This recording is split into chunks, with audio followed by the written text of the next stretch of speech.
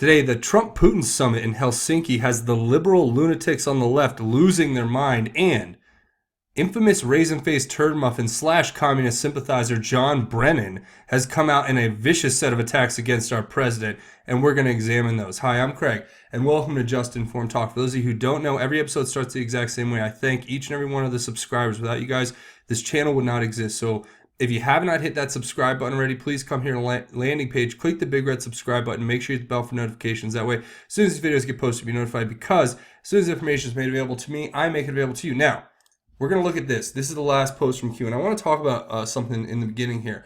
This episode, we're going to cover a few things. We're going to cover the Trump-Russia summit and what happened there, and how the media has built that up to become this big crescendo into proving that Trump is committing treason by talking to another leader of another country. And then we're going to talk about John Brennan and his complete disdain for our president and his inability to act as he is a self-described non-partisan, yet he is the most partisan person I've ever listened to or heard in my life. So we're going to look at him. But first, I want to look at this. This is the last post from Q, and it was on July 4th. Now, a couple things that people brought up that I've taken note of.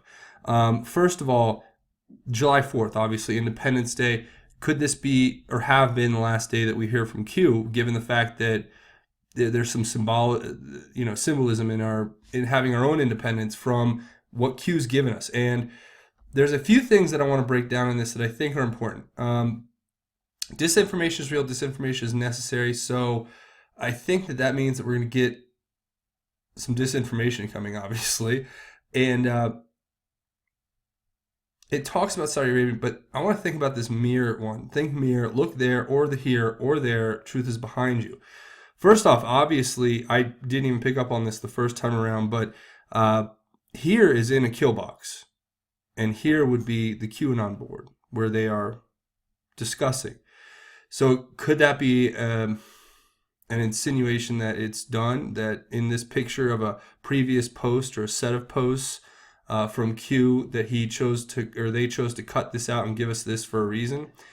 Also, would that be the mere reference being that everything that we've learned up till now, I mean, there is thousands, obviously there's over 1,600 posts that we can go through, and we haven't even scratched the surface here on this channel, because just to cover it all in real time will take thousands of hours of reporting. So that being said, is that, or was this the end of Q? I don't know. And then if you guys want to hear about the R thing, this is interesting. There's somebody who wrote a letter in June, late June, who named himself R. And then there's this whole, basically a theory that's popped up about how Q is related to R, and R is JFK Jr., and JFK Jr. faked his own death because he wanted to get out of the limelight. And he knew that his father had been taken out by who knows. Well, we obviously know that the allegation and the theory that they call a conspiracy theory is that the CIA and George Bush, and they all had something to do with it. But what reason they actually did that to JFK, what truth was he uncovering, we don't know. And I don't presume to know. I kind of made that very clear in this video. If you guys want to watch it, it'll catch you up. Also, if you guys want to, or scratching your head going, what's QAnon? This is a great video to watch. And I just, I thought that was an important thing to talk about here in the beginning, is what could all this mean? If you guys want to help me out and let me know what you think down in the comments, that'd be great. And I think we're going to still get information, because regardless of whether it's Q or not, I mean, obviously it's better if it's Q, because then we know it's the same person, and we can know that source is giving us that information. We're trying to follow that line. But I mean, like I said, we have over 1,600 posts here, and the information is all there. I mean, go back and start reading from the beginning, and you'll see that the stuff that a lot of the stuff we've been talking about lately, we've been talking about for quite some time here on the boards. So that's just something I wanted to point out. With that being said, and also I wanted to say that part of this is, if this was the last post, it's a link to this video here, which is a speech that JFK, John F. Kennedy, gave, where he basically recited the Declaration of Independence. I mean, there's a lot pointing to this whole JFK thing, I don't know about the whole alien thing because I don't know anything about aliens. You guys, I've heard a lot of people giving me comments saying, you know, they're fallen angels, they're this or that. I don't profess to know what they are. I mean, I know you all have your own strong beliefs on what you believe they are, but it's hard because there's not a mountain of real evidence out there besides, you know, the sightings and the videos and the you know, eyewitness accounts. So I'm not even going to get into that because I don't know that stuff. That's not my forte. Like I said, I directed you over to like, you know, Secure Team 10 with Tyler if you want on YouTube. Check out Dr. Stephen Greer. I've watched some of his stuff. I don't know how to make heads or tails of any of it besides that it is being reported out there. So if you guys want to get more information, check out those sources. Now, let's start by watching this right here. So they're setting the stage for this. And what they're setting the stage for is this right here, the hashtag treason. This is where it's all going to end, is watching all these lefties and just basically all these blue check marks. I mean, scroll down here. Everybody's got a blue check mark. They gave blue check marks to everyone who was like out of their mind, I guess. So, you know, these people, I don't know if they're just uninformed or if they just don't follow it close enough or if they're really just brainwashed or if it's a combination of all those things. But you listen to some of these people, I can just pick one randomly. I think today may have been a turning point in the hashtag resistance. Trump's treasonous betrayal of America was on full display. This guy's got I think that's a check mark. This guy is, let's see who he is. Oh, he's got 150,000 followers. He's the chairman of the Democratic coalition, of course. He's saying Trump's treasonous betrayal of America was on full display on the world stage for all to see over the past few hours. I've heard from many Republicans who voted for Trump and now admit they were wrong. Hashtag treason summit. Yes, all the Republicans are just jumping out and saying, no, we cannot be in for all this winning that's coming our way, you know? So we keep going, and it's just a bunch of people. If Trump's behavior isn't un-American, then there's no such thing. Remember when people were mad that Michelle Obama wanted kids to eat vegetables? Like, what does that have to do with anything? I don't understand the logic of these people, but they do somehow. They, you know, the day that will go down in history, July 16th, 2018, Trump commits treason on worldwide television. Guys, and this is just this is literally a random sampling. I literally just searched the hashtag treason summit. So this is not like me, you know, cherry picking. I mean, I'm literally showing you. And then they say that we've diverted to Hillary Clinton and Obama. It's the only way we know how to argue is to argue that people who commit crimes should be held accountable, right? So anyway, I hate to get that laugh in there to read through all of these, but they're losing their minds. And so is John Brennan, if you guys don't know. But before we get into that, we're going to look at this reporter, right? So now that, I mean, they're setting the stage here. Let's just be honest. They have this hashtag treason summit. They have this reporter who has a sign in the middle of the press pool, and he's trying to explain to, I guess, one of the security guys there, like, I'm going to hold this sign up when President Trump and President Putin come in as a way to tell them that that's the question I have to ask, and we'll see whether or not they I think this is what he was trying to say, and we'll see whether or not they choose to recognize it.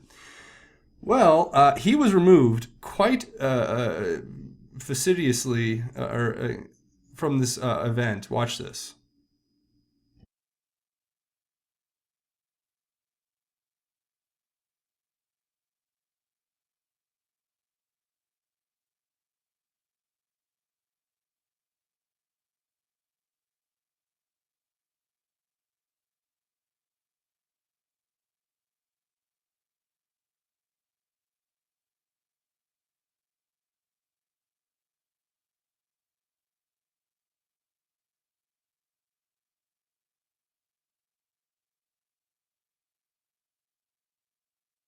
To raise the sign not as a protest, but just simply to encourage, just simply, they're reporting, let them report.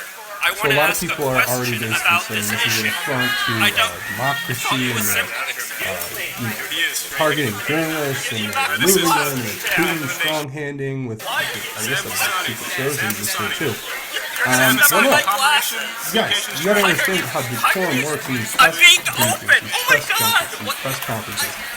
There is a decorum because you can't come in with a sign and hold it up for the president like this, because then everybody's going to do that. Then you have 28 people in a room with big signs, bigger than they'll try to fight to see who gets the biggest sign to get them to answer their question. Then, you know where it'll lead to? It'll lead to Jim Acosta in the White House press briefing room with a whiteboard writing how much he hates Trump over and over again on it, for the whole world to see.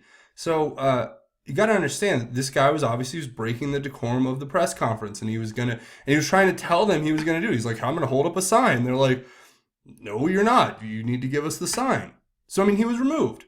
So, but it's not like they removed all the press, and the questions were asked and the press conference went on. But I just thought this was interesting because, you see this video, and this is Sam Husani, who's here's him being removed.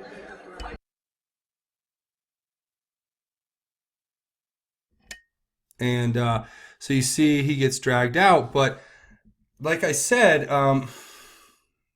the 8x11 piece of paper is a big deal, actually. Yamiche Alcindor from PBS, the White House correspondent. So, look, he was trying to do that. He was removed. That was the first thing. But then just look at what you have over here, which is even worse. CNN. Now, we all know CNN. That's pretty much a people who are watching this channel, I'm sure, all know that CNN's fake news. It's a propaganda wing. It's Project Mockingbird, Mockingbird Media. It's been infiltrated. The whole narrative is delivered by the globalists, the power elites, that the story they want to spin for you. And they spent a lot of money to keep this network alive, basically, especially in the face of the accusations being made. But I have to share this clip of Brian Stelter. Now, this guy, we all don't, first of all, I don't watch him. I don't like him. I don't think he's a reliable source for anything, even though that's the name of his show, for crying out loud. But this guy is literally the antithesis of what you would call reliable in his inability to remain even mildly objective. I mean, there's some subjectivity in journalism, I guess, especially when you get into the op-ed section of it. But this man's reporting goes beyond the scale, in my opinion, especially given what I know is the facts that I've learned through my research. So let's listen to him talk about how both President Trump and Vladimir Putin are not to be trusted. So he's telling you that you should not trust the President of the United States. Isn't that nice? Isn't that a great American patriot there? All right, let's listen. How will we know what really happens when Trump and Putin get together? Right now, hundreds of journalists are descending on Helsinki. 1,500 reporters from 61 countries have applied for credentials to cover the U.S.-Russia meeting. But they're going to have very little access to the key events. Putin and Trump plan to meet for a private, one-on-one conversation before official talks begin. No aides, no note-takers. So we'll never really know what is said. Because, really, can we trust either man? No, we can't. Yep, you heard it right there on CNN yourself. Can we trust the man? No. Can't trust President Trump. Can't trust Putin. Can't trust anybody but CNN, really. So, obviously, they're your corporate overlord. They're going to tell you what to think. They're going to tell you how to think. They're going to tell you what's right and what's wrong, what's fact and what's fiction, because they are the end-all, know-all of all information that exists. And they far exceed the president, obviously, of the United States. That's fairly obvious. And the president of Russia, really. I think CNN is up there with, the top agencies. I mean, they basically probably know more than the CIA. They know more than the NSA and the KGB and the GRB and they know more than MI6. They know more than basically Australian intelligence, the Five Eyes even. They probably know more than them. I bet Jeff Zucker, now if you guys can't tell, I'm being sarcastic. I'm not going to keep going with that shtick. But look, this is unacceptable to me as an American citizen. You have American journalists on TV telling the American public that they cannot trust the President of the United States. I mean, I hope that someone out there agrees with this, because, and we just amplify this and show how un-American these people really are. They have been brainwashed or are, complicit to the point of basically undermining the fabric of our republic and our governing our government. So you guys have, I've shown it to you here, and if you don't, if you think that's not really a big deal, watch what they said to President Trump at the press conference here. Let's watch the last few minutes of this, because the reporter asked, so the Russian reporters asked these pretty poignant questions about issues, with natural gas, with relations, with NATO, with Crimea, to a degree. Actually, they didn't ask the question on Crimea. That was the Western journalist, the American U.S. journalist. So let's listen to the questions that are being asked here at these press conferences. States will go to Jonathan Lemire from the AP.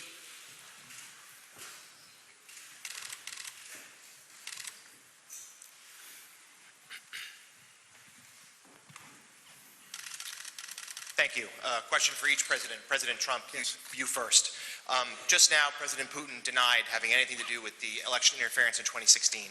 Every U.S. intelligence agency has concluded that Russia did.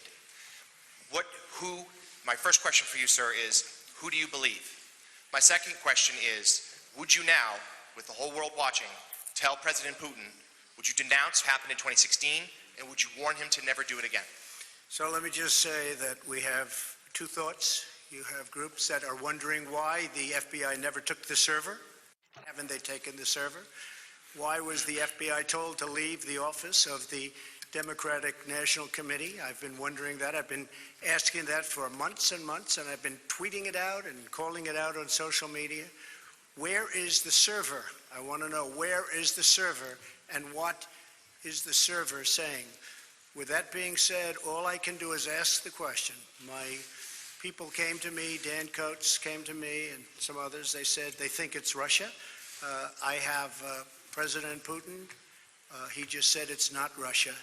I will say this. I don't see any reason why it would be, but I really do want to see the server. But I have confidence in both parties. I really believe that this will probably go on for a while, but I don't think it can go on without finding out what happened to the server. What happened to the servers of the Pakistani gentlemen that worked on the DNC? Where are those servers? They're missing. Where are they? What happened to Hillary Clinton's emails? 33,000 emails, gone, just gone. I think in Russia they wouldn't be gone so easily. I think it's a disgrace that we can't get Hillary Clinton's 33,000 emails. So I have great confidence in my intelligence people, but I will tell you that President Putin was extremely strong and powerful in his denial today. And what he did is an incredible offer. He offered to have the people working on the case come and work with their investigators with respect to the 12 people. I think that's an incredible offer. Okay? Thank you. Yes, please. I'd like to add something to this. After all, I was an intelligence officer myself. And I do know how dossiers are made up. Just a second. That's the first thing. Now the second thing. I believe that Russia is a democratic state, and I hope you're not denying this right to your own country. You're not denying that United States is a democracy. Do you believe United States is a democracy? And if so, if it is a democratic state, then the final conclusion in this kind of a dispute can only be delivered by a trial, by the court, not by the executive, by the law enforcement. For instance, the Concord company that was brought up is being accused. It's being accused of interference. But this company does not constitute the Russian state. It does not represent the Russian state. And I brought several examples before. Well, you have a lot of individuals in the United States, take George Soros, for instance, with multi-billion capitals, but does that make him, his position, his posture, the posture of the United States? No, it does not. Well, it's the same case. There is the issue of trying a case in the court, and the final say is for the court to deliver. We are now talking about the private, the individuals, and not about particular states. And as far as the most recent allegation is concerned about the Russian intelligence officers, we do have an intergovernmental treaty. Please do send us the request. We will analyze it properly and will send a formal response. As I said, we can extend this cooperation, but we should do it on a reciprocal basis, because we would await our Russian counterparts to provide us access to the persons of interest for us, who we believe can have something to do with the intelligence services. Let's discuss the specific issues and not use the Russia and the US relationship as a loose change, for this internal political struggle. Yeah, so that was a little slice. Now we're going to get another question. But this is the incredible situation we're in.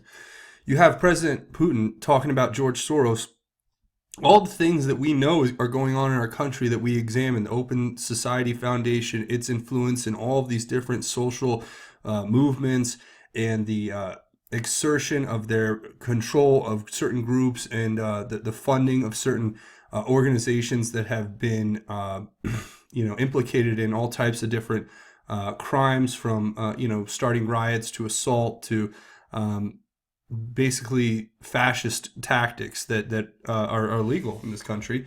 And you have President Putin standing here going, what do you want me to do?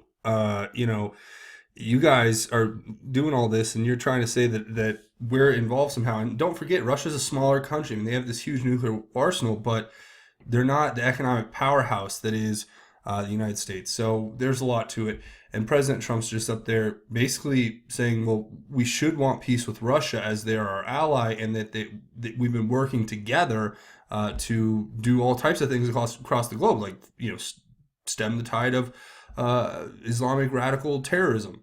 These kind of things are important. So let's watch this next question. It's even better. Another gem from this guy from the AP. Sure, he's going to get promoted after this. A question for President Putin. Thank you. Two questions for you, sir. Can you tell me what President Trump may have indicated to you about officially recognizing Crimea as part of Russia? And then secondly, sir, does the Russian government have any compromising material on President Trump or his family?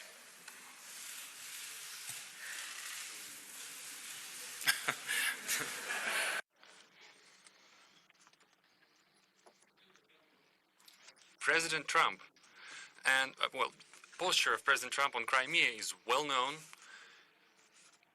and he stands firmly by it. He continued to maintain that it was illegal to annex it.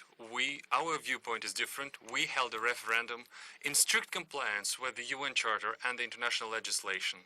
For us, this issue, we put paid to this issue. And now to the compromising material. Yeah, I did hear these rumors that we allegedly collected compromising material on Mr. Trump when he was visiting Moscow. Well, distinguished colleague, let me tell you this. When President Trump visited Moscow back then, I didn't even know that he was in Moscow. I treat President Trump with utmost respect. But back then, when he was a private individual, a businessman, nobody informed me that he was in Moscow. Well, let's take St. Petersburg Economic Forum, for instance. There were over 500 American businessmen, the high-ranking, the high-level ones. I don't even remember the last names of each and every one of them. Well, do you think that we try to collect compromising material on each and every single one of them?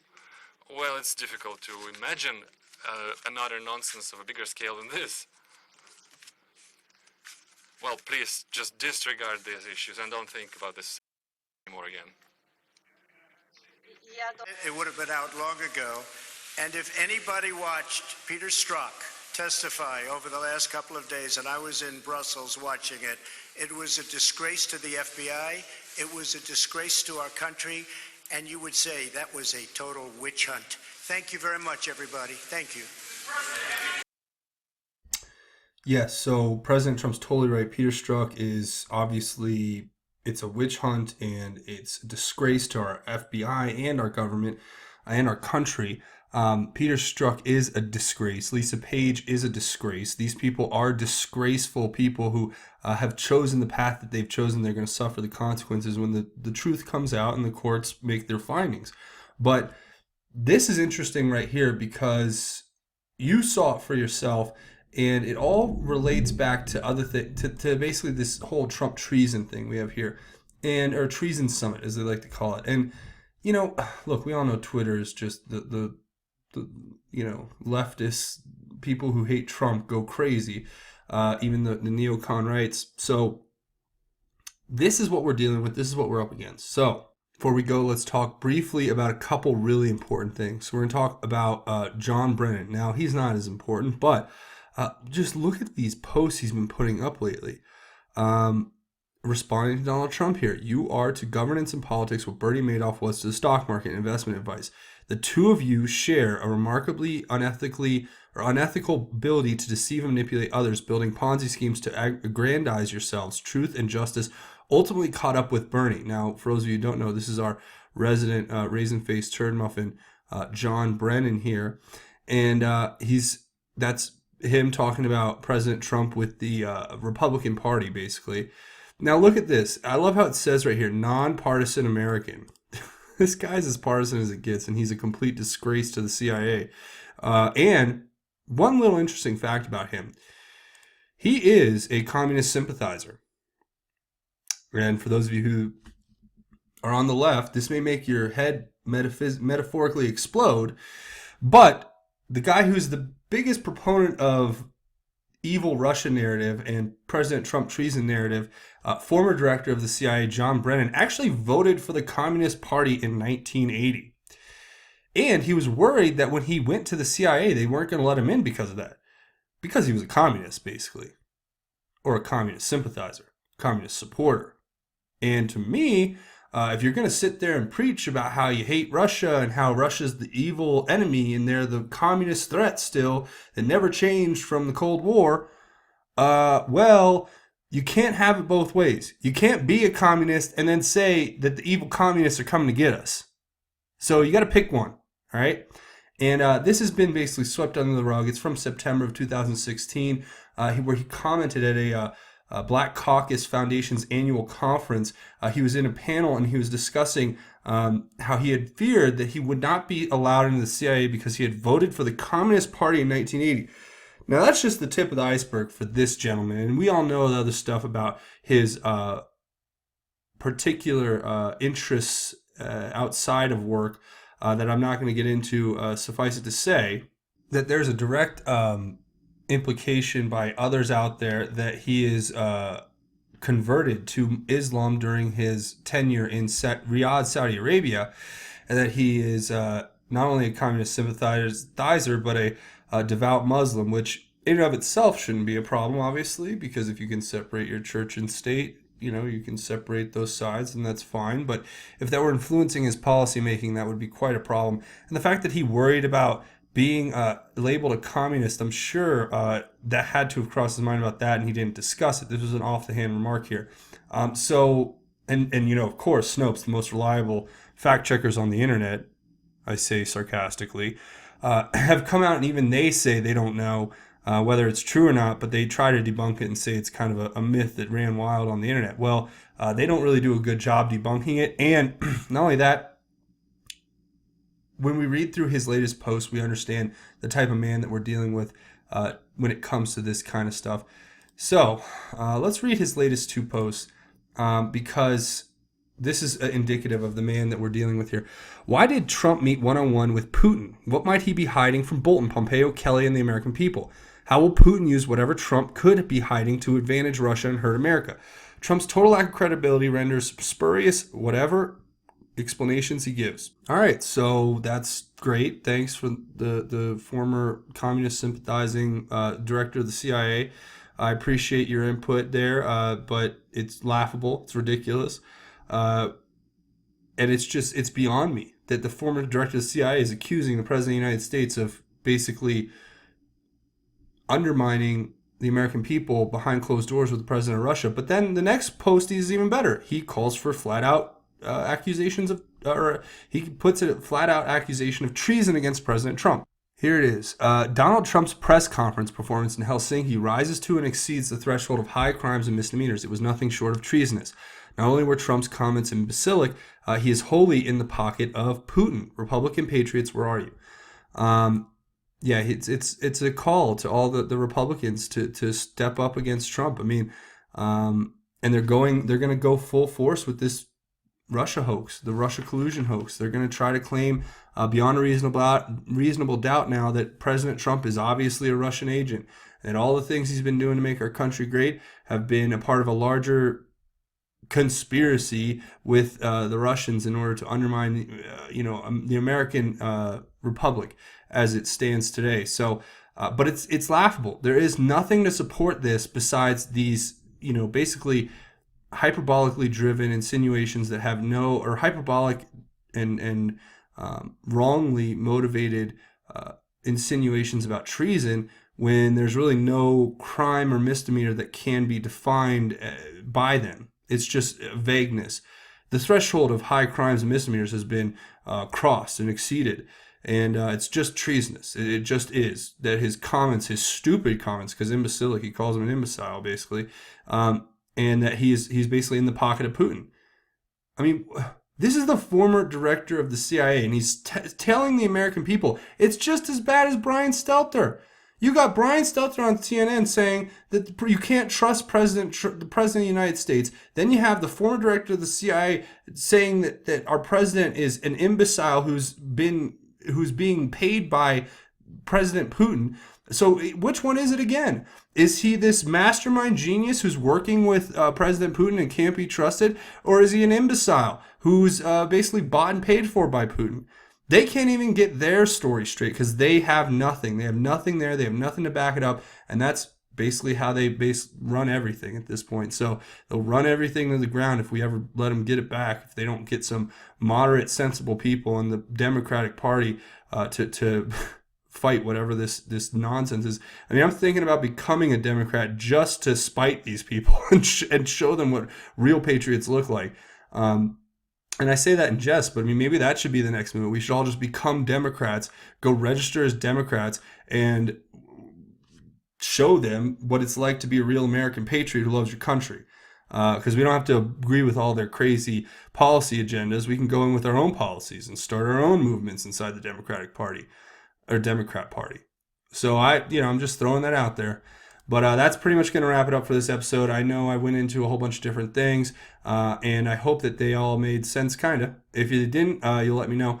If you're looking for a way to support the channel, the best way to do is to come here to the landing page, click the big red subscribe button, make sure you hit the bell for notifications. That helps me out big time. It's free for you, and it helps me out more than you guys could ever know. And I really appreciate everyone who has hit that subscribe button. So please hit that subscribe button. Also, if you're looking to help out the channel, scroll down at the end of this video and leave your thoughts, theories, and insights in the comments, because like I say, we try to have our own QAnon research board at the end of this video where we don't just talk about the Q posts, we talk about what's going on, what the stories that the mainstream media won't cover, and that's what this channel is all about. That and promoting the most important thing, which we'll be talking about in 1 second. Now, if you're looking for a way to support the channel financially, please come over here to Patreon. That's patreon.com. Search Just Informed Talk. When you come here, you click this button to become a patron. This is how the channel is ran and funded, basically, besides the monetization on YouTube. So, and that can be spotty. So this really makes a big difference. So if you guys want to support the channel, it's a monthly donation. I really appreciate it. Come over here to Patreon, patreon.com. Search Just Informed Talk. Click that button and help out however you can. And I really appreciate it, and thank you in advance for coming to check that out. Now, before we go, I want to ask you also to come find me on Twitter. That's a big deal. If you guys want to do that, come find me at Justin_Formed and give me a follow. That helps me out big time. And all my videos get posted over here, and I have I post different posts. So if you guys want to get a heads up when the episodes are being made and when they're going to be coming out next, this is a great place to get that information as well, because I always try to give you guys a heads up when I'm working on a new episode. And usually the episodes will follow within the subsequent few hours after I post that I'm working on one. Depending on the episode, it could take longer, it could take less. But that's awesome. If you guys come find me on Twitter at Justin_Formed, I really appreciate it. And now we're going to talk about the most important thing of all. We're going to talk about God's grace and why it is the most important thing. And what we're going to talk about today is something that we talk about a lot on this channel, or I've been talking about a lot lately, it feels, but that doesn't make it any less important. We're talking about humility. We're talking about being humble. We're talking about the ability to know that you don't know everything. You don't have every answer.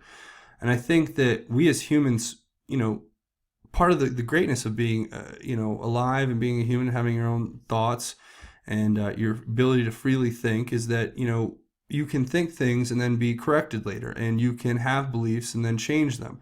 And that's an important dynamic or aspect to being human.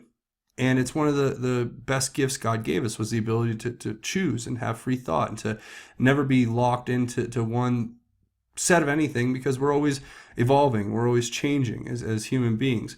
So interfacing that with a strong sense of humility in yourself is super important, especially when it comes to finding and building a relationship with God, because the main thing that happens when you get a close and a strong relationship with God is that you realize very quickly that you don't know everything, and that you turn over your whole life to God, because you acknowledge His omnipotence and His and that He does know everything, and that He will take care of you if you turn your life over to Him. And I can promise you that that's what happens. I mean, it takes struggle, sacrifice, repentance, steadfast devotion. There's a lot of factors that go into being a good Christian, but one of the biggest and most important factors is Christian humility. And there's a passage that I just read, and it really spoke to me. It's from Philippians chapter 2. It's the first few verses, and it's titled well enough, it's Christian humility. And it's kind of an explanation of that. And I want to share it with you, and I hope that this kind of rings true for some of you out there who are struggling with the same problems we all face, which is knowing that we don't know everything, and humbling ourselves in front of God and before God. But it says, if then there is any encouragement in Christ, if any consolation of love, if any fellowship with the Spirit, if any affection and mercy, fulfill my joy by thinking the same way, having the same love, sharing the same feelings, focusing on one goal. Do nothing out of rivalry or conceit, but in humility consider others as more important than yourselves. Everyone should look out not only for his own interests, but also for the interests of others. Make your own attitude that of Christ Jesus, who, existing in the form of God, did not consider equality with God as something to be used for his own advantage. Instead, he emptied himself by assuming the form of a slave, taking on the likeness of men, and when he had come as a man in his external form, he humbled himself by becoming obedient to the point of death, even to death on a cross. For this reason God also highly exalted him and gave him the name that is above every name, so that at the name of Jesus every knee should bow, and those who are in heaven and on earth and under the earth, and every tongue should confess that Jesus Christ is Lord, to the glory of God the Father. And what truly profound words they are. It's just trying our best to make ourselves as Christ-like as we can. We'll never get there, obviously, because Christ was perfect, and he was the Son of God, and he sacrificed his life for our sins. But I mean, listen to what it says. It gives this story about how you have Jesus who's been told by God that he has all of the great gifts that God has to offer: the knowledge, the power, the strength, the ability to heal, the ability to perform miracles. And what does he do with it? Of course, he goes out and he performs miracles where God, allows him to, and he follows the will of his Father, because he knows that that's the plan. That's the plan that he has agreed to. But he becomes obedient. He wants to empty himself for others. So that, if we can all try to do that, I mean, we all can't do it perfectly. We have to reach out to God to get the help to do it. But remember that if we all just take that understanding of what Christian humility really is, being Christ-like and doing our best, then we'll get through it. And I know I'm not perfect. I'm sure I contradict myself sometimes when I say things on the show, and I'm sure there are going to be people out there that point that out to me, and I'll work on it. You know, I'm not professing to be any better or worse than anyone out there. I just really believe that steadfast devotion, patience, caring, love, understanding, those things go a long way. And especially when I cover topics like the things that we talk about here, they can be quite controversial, and it's easy to get a little heated when you talk about people who've committed crimes or people who've done things wrong. And you know, I even use a little fun name to describe people, like, you know, who the guy we were talking about before. I don't want to say his name right now, but that's all in jest. And I know I'm not perfect, and I learn that, you know, as I go, God will guide me. God will give me the guidance and give me the wisdom I need, and so desperately ask for every day through prayer and through steadfast devotion and adherence to the will of God as I've come to know it. So I hope that helps you guys out there. And if you guys enjoy this episode, really, if you don't take anything else away, just remember that God absolutely loves you, and that this is all going to end very well for the people who are on the right side of it, the people who are standing for truth, the people who are standing for light versus darkness, the people who are standing for good versus evil. We will all be rewarded by God in the end, as long as we keep our faith strong. So if you guys take that away, I think you'll be all right. And you guys look forward to the next episode. We're going to be probably get one up soon. You guys let me know what you think about Q. Is it over, or is it just beginning? I really don't know. So after that, I really appreciate it. Thank you all for watching. Now's a great time, if you haven't hit the subscribe button, to come here and click the big red subscribe button. It helps the channel out big time. But that's going to be it for me. I want to say thank you again for watching. This has been Just Informed Talk. My name is Craig. Godspeed, and God bless each and every one of you, Patriots.